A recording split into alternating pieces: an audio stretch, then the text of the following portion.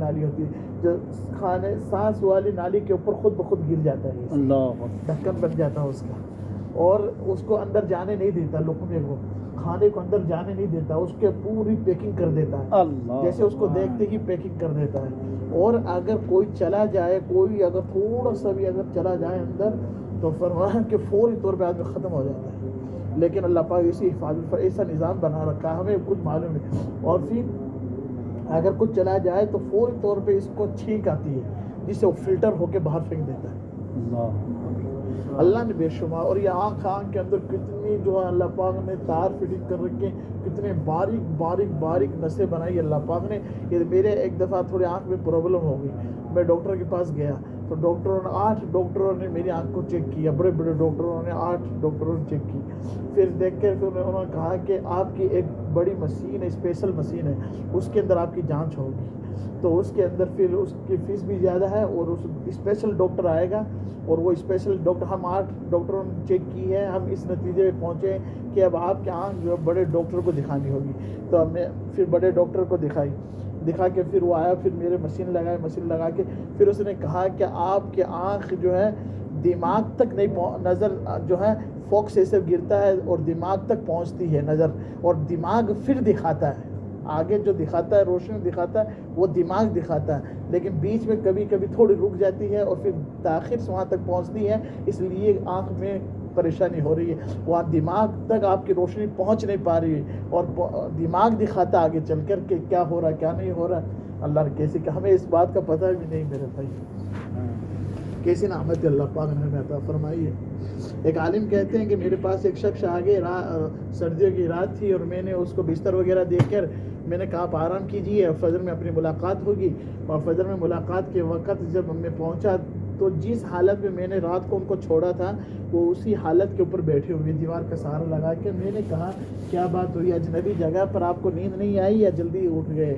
تو فرمانے لگا نہیں میں نے نیند پوری کر لی ہے. فرمایا آپ نے نیند پوری کی ہے, لیکن بستر تو ایسے کے ایسے ہی رکھے ہوئے جس حالت میں بستر تھے.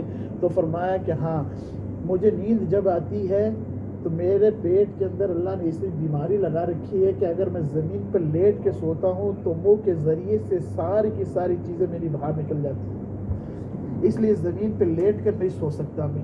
جب بھی مجھے نیند آتی ہے تو دیوار کا سہارا لگا کے بیٹھے بیٹھے پوری رات نیند ایسے ہی پوری کرنی ہوتی ہے, لیٹ کے نہیں سو. آج کتنی راتیں ہم لیٹ کے سو گئے, کتنی رات ہو گئی, پوری رات ہمیں احساس تک بھی نہیں ہوا, اللہ کا خیال تک بھی ہمارے دلوں پہ نہیں آتا, حتیٰ کہ ہم سونے کی دعا بھی بھول جاتے ہیں, اٹھنے کی دعا بھی بھول جاتے ہیں, اور بیچ میں اگر آنکھ کھل جائے تو اللہ اکبر کہنا بھی بھول جاتے ہیں. اور حدیث پاک میں آتا ہے جب یہ سوتے وقت وضو بنا لیتا ہے اور سیدھے پاؤں قدم بستر کے اوپر رکھتا ہے, پھر بستر کو جھاڑ لیتا ہے یا ہاتھ پھیر لیتا ہے, اور پھر بسم اللہ کہہ کر بیٹھ جاتا ہے, تو فرشتے اس کے جسم کے ساتھ لگ کے سو جاتے ہیں. فرشتے اس کے جسم کے ساتھ سوتے ہیں. اور اگر یہ جو آنکھ کھل جائے پھر اس وقت میں جو بھی دعا کرتا ہے اس کی دعا بھی قبول ہو جاتی ہے. سبحان اللہ. اور جیسے اللہ اکبر کہتا ہے آنکھ کھل گئی تو اللہ پاک اسے راضی اور خوش ہو جاتا ہے.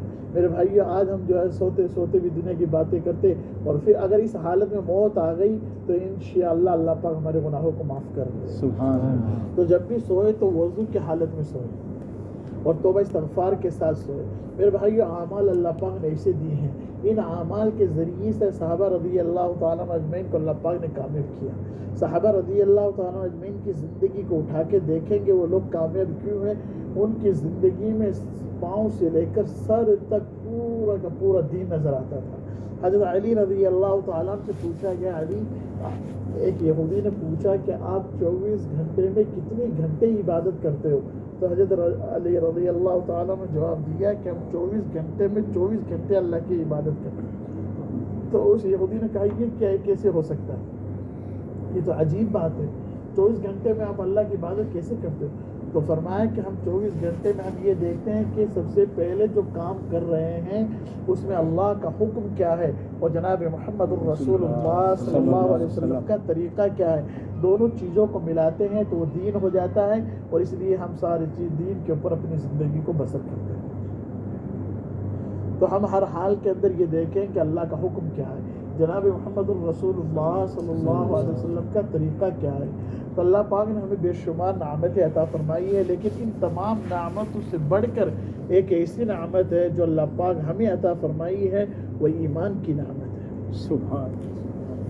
ہاتھ تو یہودی کو بھی ملے، آنکھ یہودی کو بھی ملی، مشرکین کو بھی ملی، ہاں اللہ کی نافرمانی کرنے والوں کو بھی مل رہی ہے، اور درختوں کی پوجا کرنے والوں کو بھی مل رہی ہے، چاند سورج کی پوجا کرنے والوں کو بھی سارے نعمت مال مل رہا ہے، کھانے مل رہے ہیں اور رہائش مل رہی، سب کچھ گاڑیاں مل رہی ہے، سواریاں مل رہی ہے سارے. لیکن جس دن ہم پیدا ہوئے اس دن اللہ بہتر جانتا ہے کہ اس روئے زمین کے اوپر کتنے انسان پیدا ہوئے.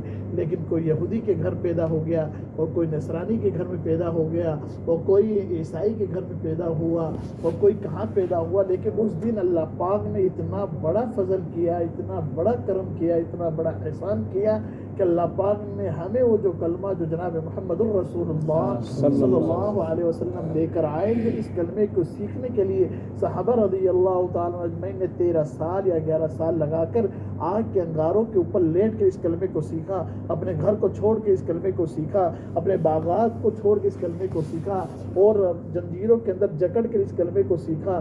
گرمی کی عرب کی گرمی کے اندر تپتی ہوئی ریتیلی زمین کے اوپر گھسیٹ کر اور ان کی پٹائی کی کہ پھر اس کلمے کو سیکھا.